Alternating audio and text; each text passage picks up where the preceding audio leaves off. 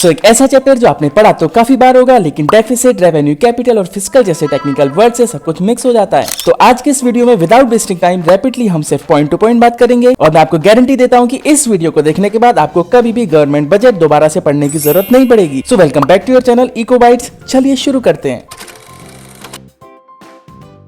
तो जो बजट होता है उसको हमेशा फ्यूचर के लिए बनाया जाता है, क्योंकि बजट प्लानिंग का एक पार्ट होता है और हमने बीएसटी के प्लानिंग वाले चैप्टर में भी इसे पढ़ा है। तो जब गवर्नमेंट इकोनॉमी के लिए प्लानिंग करती है तो उसका एक मेजर पार्ट होता है इकोनॉमी के लिए बनाया गया गवर्नमेंट बजट। गवर्नमेंट बजट आने वाले साल के लिए गवर्नमेंट की प्रोग्रेस और पॉलिसीज को तो बताता ही है, साथ ही साथ बीते पिछले साल की गवर्नमेंट की फाइनेंशियल परफॉर्मेंस को भी अनफोल्ड करता है। गवर्नमेंट बजट हर साल 1 फरवरी को अनफोल्ड किया जाता है और आने वाले साल के लिए जो प्रोग्राम्स एंड पॉलिसीज गवर्नमेंट अपने बजट में प्रेजेंट करती है उन्हीं को हम बजटरी पॉलिसीज या फिर फिस्कल पॉलिसीज भी बोलते हैं। अब गवर्नमेंट बजट की डेफिनेशन हमें बताती है कि government budget is the statement of expected receipts and expected expenditures. अब यहाँ पर एक्सपेक्टेड जो है वो कीवर्ड है, तो बजट जो है वो फ्यूचर के लिए बनाया जाता है, इसलिए यहाँ पर रिसिप्ट्स और एक्सपेंडिचर के आगे एक्सपेक्टेड वर्ड का यूज हुआ है। And that reveals budgetary policy of the government to achieve the twin objective of the growth and stability. अब एक ग्रोथ एंड स्टेबिलिटी का ऑब्जेक्टिव क्या होता है ये हम देखेंगे अपने objectives of the government budget में। तो ग्रोथ एंड स्टेबिलिटी के अलावा यहाँ पर total 7 objectives of government budget हमें दिए हुए हैं, जिसमें पॉइंट नंबर 1 है जीडीपी ग्रोथ। देखो किसी भी इकोनॉमी की बैकबोन होती है उनकी इंडस्ट्रीज, और जीडीपी ग्रोथ तभी होगी जब इंडस्ट्रीज की ग्रोथ होगी। इसीलिए गवर्नमेंट अपने बजट में से कुछ खर्चा इंडस्ट्रीज के डेवलपमेंट पर खर्च करने के लिए प्लान करती है ताकि जीडीपी की ग्रोथ हो सके। एंड पॉइंट नंबर 2 है एलोकेशन ऑफ रिसोर्सेज। देखो प्राइवेट एंटरप्राइज हमेशा चाहेगा कि रिसोर्सेज का एलोकेशन इस मैनर में हो ताकि उन्हें प्रोडक्शन करने से ज्यादा प्रॉफिट हो सके। लाइक प्रोडक्शन ऑफ एल्कोहल, जो की प्रॉफिट तो देगा बट इससे सोशल वेलफेयर कॉम्प्रोमाइज होगा। सो गवर्नमेंट अपनी बजटरी पॉलिसीज के through goods like cigarettes and whisky पर हैवी टैक्सेस इंपोज करके उनके प्रोडक्शन को डिस्करेज करती है, और socially useful goods like electronic vehicles and solar panel जैसी गुड्स पर सब्सिडीज प्रोवाइड करके इनके प्रोडक्शन को एनकरेज करती है ताकि रिसोर्सेज का एलोकेशन सही से हो सके। And the point number 3 is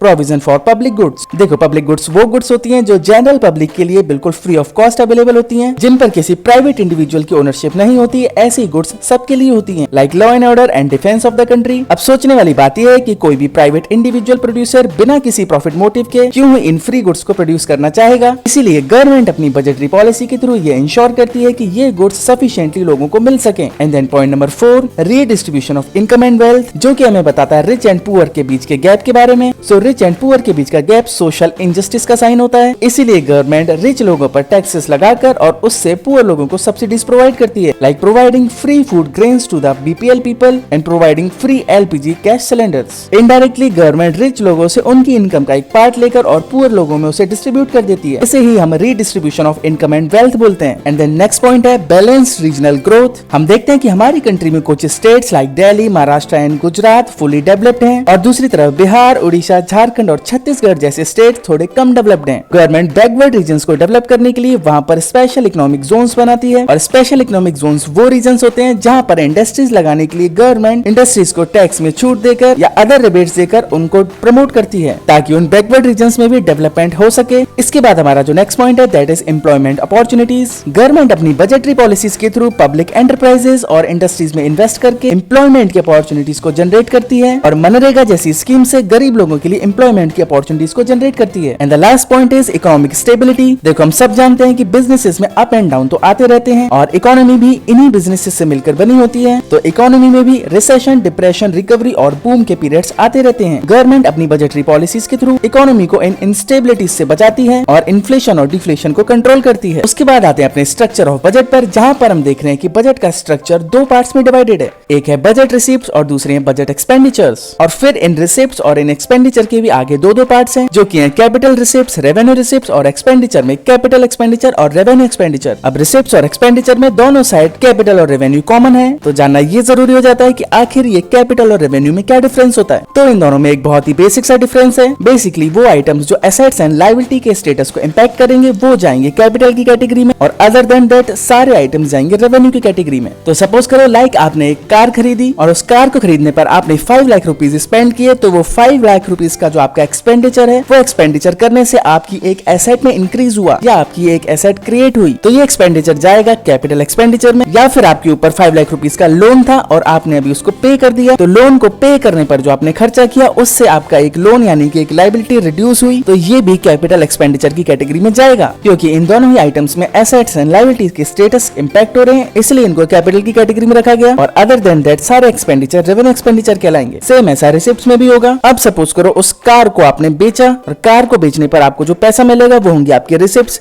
लेकिन ये पैसा मिलने से आपकी एसेट्स कम हो गई यानी कि आपकी कार कम हो गई, तो एसेट्स के रिड्यूस होने पर जो हमें पैसा मिलता है उसे हम बोलते हैं कैपिटल रिसिप्ट्स। या फिर सपोज करो कि आप एक लोन लेकर आए, आपने 1 लाख रुपीस का लोन लिया तो आपको पैसा मिला, तो यानी कि ये रिसिप्ट तो हुई, लेकिन पैसा मिलने के साथ साथ आपकी एक लायबिलिटी भी क्रिएट हो गई, यानी कि इस ट्रांजैक्शन ने आपकी लायबिलिटीज को बढ़ा दिया। दैट इज व्हाई ये रिसिप्ट तो होगा लेकिन ये कैपिटल रिसिप्ट होगा। एंड अदर देन दैट जितने भी रिसिप्ट्स होंगे उनको हम रेवेन्यू रिसिप्ट की कैटेगरी में रख देंगे। ओके, सो अभी बात करते हैं कैपिटल रिसिप्ट्स के अंदर आने वाले आइटम्स की। इसमें नंबर 1 पे है रिकवरी ऑफ लोन्स। सो जैसा कि हम जानते हैं कि कैपिटल रिसिप्ट्स की वजह से एसेट्स रिड्यूस होती हैं या फिर लायबिलिटी क्रिएट होती है। सो रिकवरी ऑफ लोन्स को समझने के लिए हमें पहले पता होना चाहिए कि वो लोन्स जो गवर्नमेंट ने किसी से लिए हैं वो गवर्नमेंट की लायबिलिटी होंगे और वो लोन्स जो गवर्नमेंट ने किसी को दिए हैं वो गवर्नमेंट की एसेट्स होंगे। अब अगर सेंट्रल गवर्नमेंट ने स्टेट गवर्नमेंट को लोन दिया हुआ है तो ये सेंट्रल गवर्नमेंट के लिए एक एसेट होगा, और इस लोन को अगर सेंट्रल गवर्नमेंट रिकवर कर लेती है तो गवर्नमेंट की एसेट्स रिड्यूस हो जाएंगी। तो ये गवर्नमेंट की वो रिसिप्ट्स होंगी जिसकी वजह से गवर्नमेंट की एसेट्स रिड्यूस हो रही है, इसीलिए इन्हें कैपिटल रिसिप्ट्स बोला जाता है। और दूसरी तरफ उसी तरह से अगर गवर्नमेंट वर्ल्ड बैंक या IMF से कोई लोन लेकर आती है तो इस तरह की रिसिप्ट्स गवर्नमेंट की लायबिलिटी को क्रिएट करेंगी, इसीलिए इन्हें कैपिटल रिसिप्ट्स बोला जाता है। थर्ड, अदर रिसिप्ट्स में आता है डिसइन्वेस्टमेंट या फिर प्राइवेटाइजेशन। देखो, कोई भी गवर्नमेंट एंटरप्राइज या गवर्नमेंट की कंपनी गवर्नमेंट के लिए एसेट होती है, और जब गवर्नमेंट अपनी कंपनीज के शेयर्स को प्राइवेट सेक्टर को सेल कर देती है तो इसी प्रोसेस को हम प्राइवेटाइजेशन या डिसइन्वेस्टमेंट भी कहते हैं। और क्योंकि इस प्रोसेस के दौरान गवर्नमेंट की एसेट्स रिड्यूस हो रही होती हैं तो इसीलिए इसको कैपिटल रिसिप्ट्स में कंसीडर किया जाता है। उसके बाद आती है हमारी रेवेन्यू रिसिप्ट्स। रेवेन्यू रिसिप्ट से गवर्नमेंट को जो पैसा मिलता है उसके बदले गवर्नमेंट की कोई भी एसेट रिड्यूस या फिर लायबिलिटी क्रिएट नहीं हो रही होती है। इसमें मेनली हमें tax and non tax receipts देखने को मिलती हैं। सो वो टैक्स जो डायरेक्टली इंडिविजुअल की इनकम पर इम्पोज किया जाता है उसे हम डायरेक्ट टैक्स बोलते हैं, like income tax and corporate profit tax, और इन्हें हम प्रोग्रेसिव टाइप के टैक्स भी बोलते हैं। प्रोग्रेसिव टैक्सेस में इनकम के बढ़ने के साथ साथ टैक्सेस भी इंक्रीज होते हैं। फॉर एग्जांपल 2.5 लाख से 5 लाख के बीच में अर्न करने वालों पर 5% टैक्स लगेगा,